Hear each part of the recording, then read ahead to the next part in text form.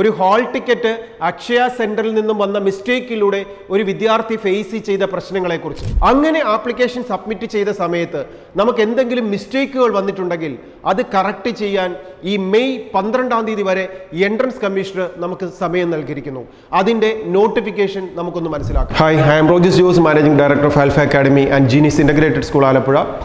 2025 medical സെക്ടറിലോ engineering സെക്ടറിലോ B ഫാമിനോ ആർക്കിടെക്ചർ സെക്ഷനിലേക്കോ ഈ 4 സെക്ടറിലേക്കും കേരളത്തിലേക്ക് ഒരു അഡ്മിഷൻ ലഭിക്കണമെങ്കിൽ കേരള എൻട്രൻസ് കമ്മീഷനുടെ വെബ്സൈറ്റായ ckerala.gov.in എന്ന വെബ്സൈറ്റിലൂടെ കീമിന് ആപ്ലിക്കേഷൻ സബ്മിറ്റ് ചെയ്ത വിദ്യാർത്ഥികൾക്ക് മാത്രമാണ് കേരളത്തിൽ ഒരു അഡ്മിഷന് എലിജിബിലിറ്റി ഉണ്ടാകുക.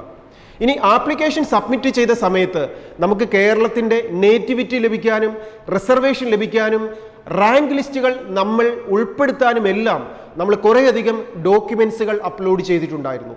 ഈ അപ്ലോഡ് ചെയ്ത ഡോക്യുമെൻസുകളെ ബേസ് ചെയ്തിട്ടാണ് നമ്മുടെ കേരളത്തിൽ ഒരു റാങ്ക് ലിസ്റ്റിൽ നാം ഉൾപ്പെടുകയും ഒരു ക്യാമ്പസിലേക്ക് അഡ്മിഷൻ ലഭിക്കുകയും ചെയ്യുക. അങ്ങനെ ആപ്ലിക്കേഷൻ സബ്മിറ്റ് ചെയ്ത സമയത്ത് നമുക്ക് എന്തെങ്കിലും മിസ്റ്റേക്കുകൾ വന്നിട്ടുണ്ടെങ്കിൽ അത് കറക്റ്റ് ചെയ്യാൻ ഈ മെയ് 12 വരെ എൻട്രൻസ് കമ്മീഷണർ നമുക്ക് സമയം നൽകിയിരിക്കുന്നു. അതിന്റെ നോട്ടിഫിക്കേഷൻ നമുക്കൊന്ന് മനസ്സിലാക്കാം. കീം 2025 നോട്ടിഫിക്കേഷൻ എൻട്രൻസ് കമ്മീഷണർ നമുക്ക് നോക്കാം. ഇവിടെ പറയുന്നു, candidates can verify their profile and rectify defects. നമ്മൾ ആപ്ലിക്കേഷൻ സബ്മിറ്റ് ചെയ്ത സമയത്ത് നമ്മൾക്ക് എന്തെങ്കിലും മിസ്റ്റേക്കുകൾ വന്നിട്ടുണ്ടെങ്കിൽ ആ ഡിഫക്ട്സുകൾ കറക്റ്റ് ചെയ്യാനുള്ള അവസരമാണ് എൻട്രൻസ് കമ്മീഷൻ നൽകിയിരിക്കുന്നത്. ഇതിനുള്ള അവസരം എത്രാം തീയതി വരെയാണ്? KEAM 2025 candidate portal available on the website www.ckerala.gov.in എന്ന വെബ്സൈറ്റിലൂടെ മെയ് 12 3 മണി വരെ മാത്രമാണ് ഇതിന് ഒരു അവസരം തരുന്നത്. ഈ 12 ശേഷം നമ്മുടെ മിസ്റ്റേക്കുകൾ എന്തെങ്കിലും ഉണ്ടെങ്കിൽ ആ ഡിഫക്റ്റുകൾ കറക്റ്റ് ചെയ്യാൻ ഒരു അവസരം തരില്ല എന്ന് തന്നെയാണ് പ്രത്യേകം എൻട്രൻസ് കമ്മീഷണർ പറഞ്ഞിരിക്കുന്നത്. ഇതിൽ നാം ചെക്ക് ചെയ്യേണ്ട കാര്യങ്ങൾ, first one, nativity, reservation, fees concession, personal details such as photo, signature, ഇങ്ങനെയുള്ള കാര്യങ്ങളിൽ എന്തെങ്കിലും മിസ്റ്റേക്കുകൾ വരുത്തിയിട്ടുണ്ടെങ്കിൽ നമ്മൾ നമ്മുടെ കാൻഡിഡേറ്റ് പോർട്ടലിലേക്ക് നാം എൻ്റർ ആകുക. നമ്മുടെ യൂസർ നെയിമും പാസ്വേഡും യൂസ് ചെയ്ത് നാം എൻ്റർ ആയതിനു ശേഷം 2 രീതിയിൽ നമുക്ക് ചെക്ക് ചെയ്യാം. ഫസ്റ്റ് വൺ, നമുക്ക് എന്തെങ്കിലും മെമ്മോ വന്നിട്ടുണ്ടോ എന്ന് ചെക്ക് ചെയ്യുക. ഉണ്ടെങ്കിൽ ആ മെമ്മോയി കൃത്യമായി കറക്റ്റ് ചെയ്യുക. ഇനി രണ്ടാമതായിട്ട് നാം ചെയ്യേണ്ടത് നമ്മുടെ പ്രൊഫൈൽ പേജ് കംപ്ലീറ്റ് ആയിട്ട് റീഡ് ചെയ്യുക. നാം ക്ലെയിം ചെയ്തിരിക്കുന്ന എല്ലാ റിസർവേഷൻസും നേറ്റിവിറ്റിയും നമുക്ക് ലഭിച്ചിട്ടുണ്ടോ എന്ന് ചെക്ക് ചെയ്യുക. നാം കൃത്യമായിട്ട് അത് ചെയ്തിട്ടില്ലെങ്കിൽ, നമുക്കറിയാം, ഒരു കേരളത്തിലെ സെൽഫ് ഫിനാൻസിങ് കോളേജിൽ ഒരു MBBS കോഴ്സിന് OEC കമ്മ്യൂണിറ്റിയിൽ വരുന്ന ഒരു കുട്ടി, OEC റിസർവേഷൻ ഉള്ള ഒരു വിദ്യാർത്ഥി അഡ്മിഷൻ ലഭിച്ചാൽ 1 രൂപ പോലും ഫീസ് അടയ്ക്കാതെ ആ കുട്ടിക്ക് MBBSന് കേരളത്തിൽ പഠിക്കാൻ സാധിക്കും. നമുക്കറിയാം, ഒരു പ്രൈവറ്റ് സെൽഫ് ഫിനാൻസിങ് കോളേജിൽ ഒരു MBBS പഠിക്കുന്നതിന് 8 ലക്ഷം രൂപ ഫീസാണ്. അതേസമയം ഒരു ഗവൺമെന്റ് കോളേജിൽ പഠിക്കുന്നതിന് 25,000 റുപ്പീസാണ് ഫീസ്. ഒരു OEC കമ്മ്യൂണിറ്റിയിൽ വരുന്ന ഒരു വിദ്യാർത്ഥിയാണെങ്കിൽ 1 രൂപ പോലും ഫീസ് ഇല്ലാതെ പ്രൈവറ്റ് സെൽഫ് ഫിനാൻസിങ് കോളേജിൽ പഠിക്കാൻ സാധിക്കും. ഇനി കഴിഞ്ഞ ദിവസം തന്നെ നീറ്റ് എക്സാമിനേഷൻ തുടങ്ങിയ സമയത്ത് നമ്മളെല്ലാവരും ന്യൂസ് പേപ്പറിലും മീഡിയയിലും ഒക്കെ കണ്ടതാണ്, ഒരു ഹാൾ ടിക്കറ്റ് അക്ഷയ സെന്ററിൽ നിന്നും വന്ന മിസ്റ്റേക്കിലൂടെ ഒരു വിദ്യാർത്ഥി ഫേസ് ചെയ്ത പ്രശ്നങ്ങളെക്കുറിച്ച്. അപ്പം നാം ഇപ്പോൾ അപ്ലോഡ് ചെയ്തിരിക്കുന്ന ഡോക്യുമെന്റ്സുകളൊക്കെ എല്ലാം കറക്റ്റ് ആണെന്നായിരിക്കും നാം ധരിച്ചിരിക്കുക. ഇതെല്ലാം ശരിയാണ്, ഞാൻ ചെക്ക് ചെയ്യേണ്ട ആവശ്യമില്ല.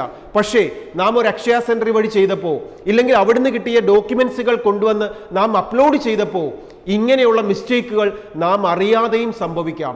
അതുകൊണ്ട് തന്നെ എല്ലാ വിദ്യാർത്ഥികളും പേരൻസും മുഴുവൻ വിദ്യാർത്ഥികളും, നമുക്കറിയാം കേരളത്തിൽ നിന്നും ഈ വർഷം ഏതാണ്ട് 1.5 ലക്ഷം വിദ്യാർത്ഥികളാണ് ഈ കേരളയുടെ എൻട്രൻസ് കമ്മീഷനുടെ വെബ്സൈറ്റ് വഴി ഈ ആപ്ലിക്കേഷൻ പ്രൊസീജിയറിൽ പങ്കെടുത്തിരിക്കുന്നത്. ഈ മുഴുവൻ വിദ്യാർത്ഥികളും തങ്ങളുടെ പ്രൊഫൈൽ പേജിൽ കയറി എനിക്ക് അർഹതപ്പെട്ട നേറ്റിവിറ്റി കൃത്യമായിട്ട് ലഭിച്ചിട്ടുണ്ടോ, റിസർവേഷൻ കൃത്യമായിട്ട് ലഭിച്ചിട്ടുണ്ടോ. ഇനി റിസർവേഷനെ കുറിച്ച് പറയുമ്പോൾ നമുക്കൊരു OBC റിസർവേഷനാണ് നമുക്കുള്ളത്. എനിക്ക് ഇൻകം സർട്ടിഫിക്കറ്റ് ഞാൻ പ്രൊഡ്യൂസ് ചെയ്തിട്ടില്ല, അപ്പം നമുക്ക് റിസർവേഷൻ ലഭിക്കുമോ? ഇല്ല. അപ്പം ഒരു മുസ്ലിം കമ്മ്യൂണിറ്റിയാണ് അല്ലെങ്കിൽ ഈഴവ കമ്മ്യൂണിറ്റിയാണ്, എനിക്ക് ഇൻകം സർട്ടിഫിക്കറ്റ്, എൻ്റെ NCL സർട്ടിഫിക്കറ്റ് അപ്ലോഡ് ചെയ്തിട്ടില്ലെങ്കിൽ എനിക്കത് ലഭിക്കത്തില്ല. അപ്പം NCL സർട്ടിഫിക്കറ്റ് ഞാൻ കൊടുക്കാതിരുന്നതിൻ്റെ കാര്യം എനിക്ക് ഇൻകം കൂടുതലായതുകൊണ്ടാണ്. അപ്പോൾ പക്ഷേ എൻട്രൻസ് കമ്മീഷൻ വെരിഫൈ ചെയ്യുമ്പോൾ നമുക്ക് അവിടെ കാണുന്നത് നാം ഈഴവ കമ്മ്യൂണിറ്റിയാണ് അല്ലെങ്കിൽ മുസ്ലിം കമ്മ്യൂണിറ്റിയാണ്, പക്ഷേ ഈ കാൻഡിഡേറ്റ് സർട്ടിഫിക്കറ്റ് തന്നിട്ടില്ല, നമുക്ക് മെമ്മോ വന്നു കാണും. അപ്പം നാം ആ മെമ്മോ കൺസിഡർ ചെയ്യണോ? വേണ്ട. കാര്യം നമുക്ക് ഇൻകം കൂടുതലായതുകൊണ്ടാണ് ഞാൻ ഇത് കൊടുക്കാതിരുന്നത്. അപ്പം അങ്ങനെയുള്ളവർ അത് നെഗ്ലക്റ്റ് ചെയ്യുക. ഇനി നാം കൊടുത്ത ഡോക്യുമെന്റിൽ പ്രശ്നം വരാം. നമുക്ക് ഓൾ ഇന്ത്യ അഡ്മിഷൻ വേണ്ടതെല്ലാം തഹസീൽദാരുടെ താലൂക്ക് ഓഫീസിൽ നിന്ന് ലഭിക്കേണ്ട ഡോക്യുമെന്റ്സുകളായിരുന്നു. പക്ഷേ Kerala entrance commission allotment processing പങ്കെടുക്കുമ്പോൾ നമുക്ക് അതിന് വേണ്ട സർട്ടിഫിക്കറ്റുകൾ ഏതാണ്? അതെല്ലാം വില്ലേജ് ഓഫീസർ നൽകുന്ന ഡോക്യുമെന്റ്സ് ആയിരുന്നു വേണ്ടത്. അപ്പം നമ്മൾ ഇത് തമ്മിൽ മാറിപ്പോയിട്ടുണ്ടെങ്കിൽ നമുക്ക് മിസ്റ്റേക്കുകൾ വന്നിട്ടുണ്ടാവാം. അങ്ങനെ നമ്മുടെ മിസ്റ്റേക്കുകൾ എന്തെങ്കിലും ലഭിച്ചിട്ടുണ്ടോ എന്ന് കൃത്യമായിട്ട് ചെക്ക് ചെയ്യുക. നമ്മുടെ ഫോട്ടോ തന്നെയാണോ അപ്ലോഡ് ചെയ്തിരിക്കുന്നത്? ചെക്ക് ചെയ്യുക. സിഗ്നേച്ചർ കറക്റ്റ് ആണോ? നമ്മുടെ നെയിമിൽ എന്തെങ്കിലും മിസ്റ്റേക്കുകൾ ഉണ്ടോ? ഈ ഡോക്യുമെന്റ്സുകൾ എന്തെങ്കിലും മിസ്റ്റേക്ക് ഉണ്ടോ? നാം അർഹതപ്പെട്ട റിസർവേഷൻ അവിടെ എൻട്രൻസ് കമ്മീഷൻ നമുക്ക് നൽകിയിട്ടുണ്ടോ? ഈ കാര്യങ്ങളെല്ലാം മെയ് 12-ാം തീയതിക്ക് മുമ്പായി ചെക്ക് ചെയ്യുകയും കൃത്യമായി ഇത് എന്തെങ്കിലും ഡിഫക്ട്സുകൾ ഉണ്ടെങ്കിൽ കറക്റ്റ് ചെയ്യുകയും എല്ലാ വിദ്യാർത്ഥികളും ചെയ്തിരിക്കണം. ഓൺലൈൻ പ്രോസസ്സിങ്ങിലൂടെ നമ്മുടെ NRI സ്റ്റാറ്റസ് ലഭിക്കാനായി വിദ്യാർത്ഥികൾ ഡോക്യുമെന്റ്സുകൾ അപ്ലോഡ് ചെയ്തിട്ടുണ്ടെങ്കിൽ അതിൻ്റെ വെരിഫിക്കേഷൻ ഇപ്പോൾ കഴിഞ്ഞിട്ടില്ല. അത് പിന്നീട് ഒരു അവസരത്തിലായിരിക്കും കാൻഡിഡേറ്റ് പോർട്ടലിലൂടെ നമുക്ക് ചെക്ക് ചെയ്യാനും എന്തെങ്കിലും ഡോക്യുമെന്റ്സുകൾ വേണമെങ്കിൽ അത് കറക്റ്റ് ചെയ്യാനുമുള്ള അവസരം നൽകുക. ബാക്കിയുള്ള എല്ലാ റിസർവേഷൻസും നാം കൃത്യമായി ഈ സമയത്ത് തന്നെ ചെക്ക് ചെയ്യുക. ഇനി ഇതിനോടൊപ്പം ഇതെല്ലാം ചെക്ക് ചെയ്ത് കഴിഞ്ഞാൽ നാം കണ്ടു കേരളത്തിൽ മെഡിക്കൽ കോഴ്സ്, അതുപോലെ എഞ്ചിനീയറിംഗ്, B.Pharm, ആർക്കിടെക്ട് 4 സെക്ടറിലേക്കുള്ള അലോട്ട്മെന്റ് പ്രോസസ്സിംഗ് ആണ് ഈ കേരളയുടെ അലോട്ട്മെന്റ് പ്രോസസ്സിംഗ് നടക്കുന്നത്.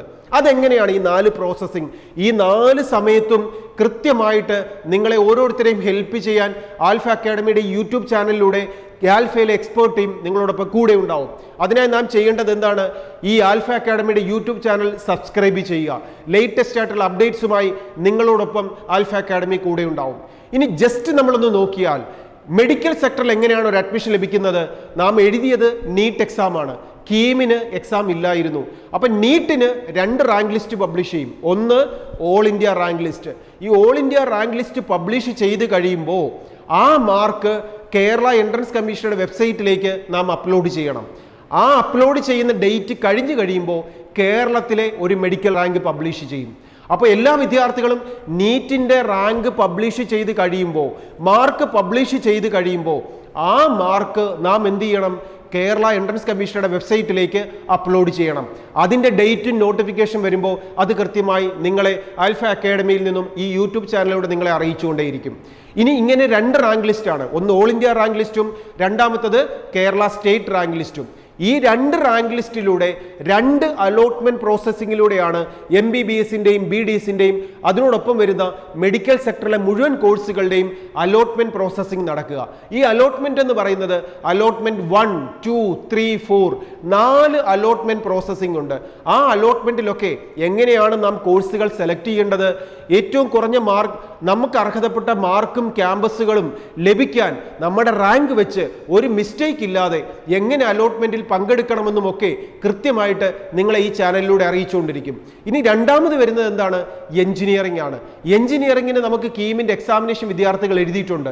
ഇനി അതിന്റെ സ്കോർ പബ്ലിഷ് ചെയ്യും. പബ്ലിഷ് ചെയ്ത് കഴിഞ്ഞാൽ എന്താണ് ചെയ്യുക? +2വിന്റെ മാർക്ക് ലിസ്റ്റും ഉടനെ പബ്ലിഷ് ചെയ്യും. ആ മാർക്ക് ലിസ്റ്റ് നാം എന്ത് ചെയ്യണം? കേരള എൻട്രൻസ് കമ്മീഷനുടെ വെബ്സൈറ്റിലേക്ക് അപ്ലോഡ് ചെയ്യണം. അപ്പോൾ ആ +2വിന്റെ മാർക്ക് ലിസ്റ്റും എൻട്രൻസിന്റെ സ്കോറും കൂടെ 1:1 എന്നുള്ള റേഷ്യോയിൽ എടുത്തിട്ടാണ് കേരളത്തിലെ എഞ്ചിനീയറിംഗിന്റെ റാങ്ക് ലിസ്റ്റ് പബ്ലിഷ് ചെയ്യുക. അതിനുശേഷമാണ് കേരളത്തിന്റെ എഞ്ചിനീയറിംഗിന്റെ അലോട്ട്മെന്റ് തുടങ്ങുക. ഇനി മൂന്നാമതായിട്ട് വരുന്ന B.Pharm എന്ന കോഴ്സിന് അതിന് സെപ്പറേറ്റ് ഒരു റാങ്ക് ലിസ്റ്റ് പബ്ലിഷ് ചെയ്യും. അതിലൂടെയാണ് B.Pharmന്റെ അലോട്ട്മെന്റ് നടക്കുക. ഇനി നാലാമത് വരുന്ന ആർക്കിടെക്ട് കോഴ്സിന് ആ പരീക്ഷ എഴുതിയ വിദ്യാർത്ഥികൾക്ക്, ആ പരീക്ഷ എന്ന് പറയുന്നത് നാറ്റ എക്സാമിനേഷൻ ആണ്.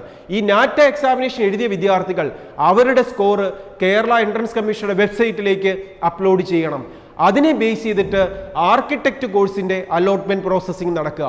അപ്പോൾ ഇങ്ങനെ 4 സെക്ഷനായിട്ടാണ് ഈ 4 സെക്ടറിലെയും അലോട്ട്മെന്റ് പ്രോസസ്സിംഗ് നടക്കുന്നത്.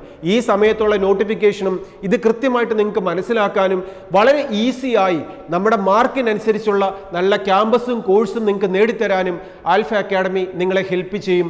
നിങ്ങളോടൊപ്പം കൂടെ ഉണ്ടാവും. ചെയ്യേണ്ടതൊന്നു മാത്രം, ഈ യൂട്യൂബ് ചാനൽ സബ്സ്ക്രൈബ് ചെയ്യുക. അപ്പോൾ നമുക്ക് മനസ്സിലാക്കുക, ഒരു പരീക്ഷയ്ക്ക് വേണ്ടി നന്നായി പഠിച്ച് പരീക്ഷ എഴുതി മാർക്ക് സ്കോർ ചെയ്യുന്നതിനേക്കാൾ പ്രാധാന്യമാണ് അലോട്ട്മെന്റ് പ്രോസസ്സിങ്ങിൽ, ആപ്ലിക്കേഷൻ പ്രൊസീജിയറിൽ കൃത്യമായി പങ്കെടുക്കുക എന്നുള്ളത്. ഈ സമയത്ത് നിങ്ങളോടൊപ്പം ആൽഫ അക്കാഡമി കൂടെയുണ്ട്. ഇനി പരീക്ഷയ്ക്ക് ഒരല്പം മാർക്ക് കുറഞ്ഞവരും വിഷമിക്കേണ്ട. 2026 നെക്സ്റ്റ് ഇയർ ഏറ്റവും ബെസ്റ്റ് ആക്കാൻ, ഒരു പേഴ്സണൽ അറ്റൻഷനോടെ നിങ്ങളെ പഠിപ്പിക്കാനും വിജയിപ്പിക്കാനും ആൽഫ അക്കാഡമി കൂടെയുണ്ട്. ഈ സമയത്തൊക്കെ നിങ്ങൾ ചിന്തിക്കേണ്ട ഒരു കാര്യം, ആലപ്പുഴയിൽ മാത്രമുള്ള സിംഗിൾ സെന്ററായി കഴിഞ്ഞ 25 വർഷം നിൽക്കുന്ന ആൽഫ അക്കാഡമി ഒരു പേഴ്സണൽ അറ്റൻഷനാണ് വിദ്യാർത്ഥികൾക്ക് കൊടുക്കുന്നത്. അതുകൊണ്ടാണ് ഏറ്റവും നല്ല വിജയം വിദ്യാർത്ഥികൾക്ക് വളരെ കുറച്ച് കുട്ടികളിൽ നിന്ന് നേടിക്കൊടുക്കാൻ ആൽഫയ്ക്ക് സാധിക്കുന്നത്. ഈ ഒരു പേഴ്സണൽ അറ്റൻഷനുമായി നിങ്ങളോടൊപ്പം ആൽഫ അക്കാഡമി എപ്പോഴും കൂടെ ഉണ്ടാവും. നിങ്ങൾക്ക് എപ്പോഴും ആൽഫയുടെ ക്യാമ്പസിലേക്ക് വരാം, വിളിക്കാം. നിങ്ങളെ സപ്പോർട്ട് ചെയ്യാൻ, ഡൗട്ട്സുകൾ തീർത്തു തരാൻ, ഗൈഡ് ചെയ്യാൻ നിങ്ങളോടൊപ്പം ആൽഫ അക്കാഡമി കൂടെ ഉണ്ടാവും. All the best.